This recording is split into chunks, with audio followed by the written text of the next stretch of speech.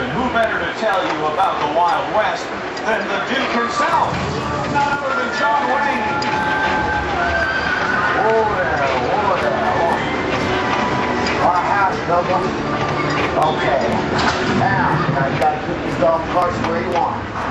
Alright, I'm not really John Wayne, but I did shoot my very first movie here. Right here. Steven Spielberg's The Color Purple. Oh, that's it. Yes, okay. And while Whoopi was out here, she learned a thing or two about 6 Points, Texas. Did you know that more movies have been shot on these streets than any other spot in the world? Now, during the silent film era, they could shoot up to 6 movies at the same time, one on each one of these 6 streets. That's why it's called 6 Points, because each street had its own bank, its own sheriff's office, its own saloon, and its own hotel. Now, it turns out that this town ain't big enough for both of us. So get on back onto your tram stagecoach thing and get the heck out of here. Go on. Hey, you know the Duke has been out here. Sure, over the years, all the great movie cowboys have been in 6 Points, Texas.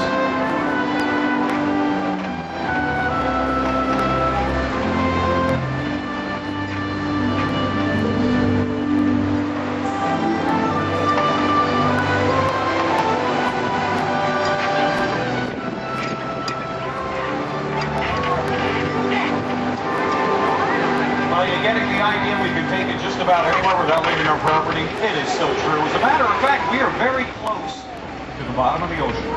Sure, it's just ahead on your left. It's this circular building. That's our water tank. It's just painted blue. On the inside, you fill it with water. Open up those flaps.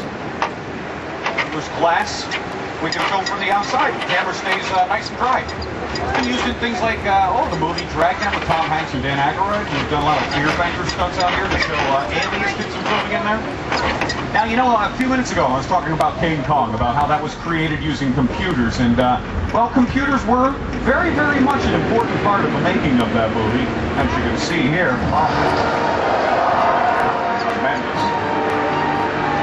So the director of the movie, Peter Jackson, wanted to ground that technology in real environments. So he had his art director, Dan Hanna, and the Weta Workshop create what we call bigatures. Now, those are large-scale miniature environments. You film the actors against a blue screen, digitally mix it together with these bigatures, and there's almost no limit to what we're able to do. We used more than 800 bigatures in the making of the movie, including this one coming up.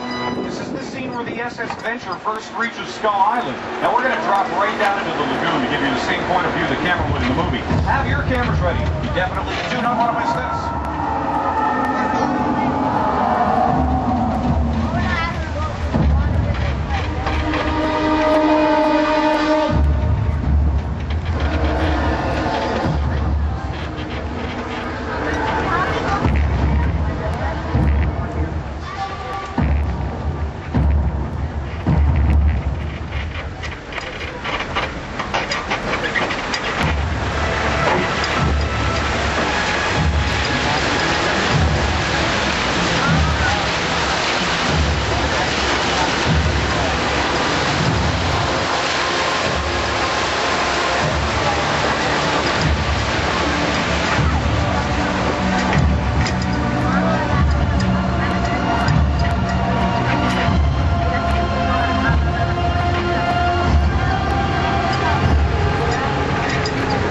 We have beyond Skull Island?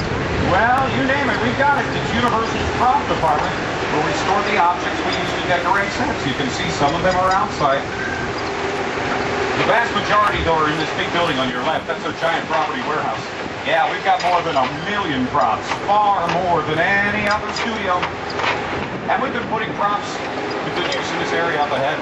It's called The Square of Warriors. Oh, a classic movie filmed here, 1960. Stanley Kubrick's Spartacus, starring Laurence Olivier and Kirk Douglas.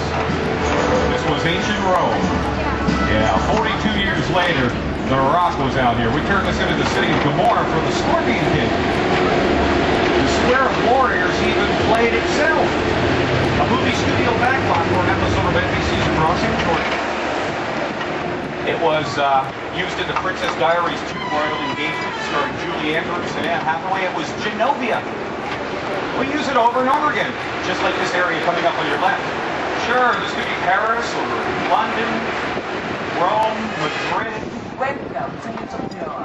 This place can be made to look almost like any country you need just by changing the language on the sign and a little set decoration. Buenos días. ¿Dónde está la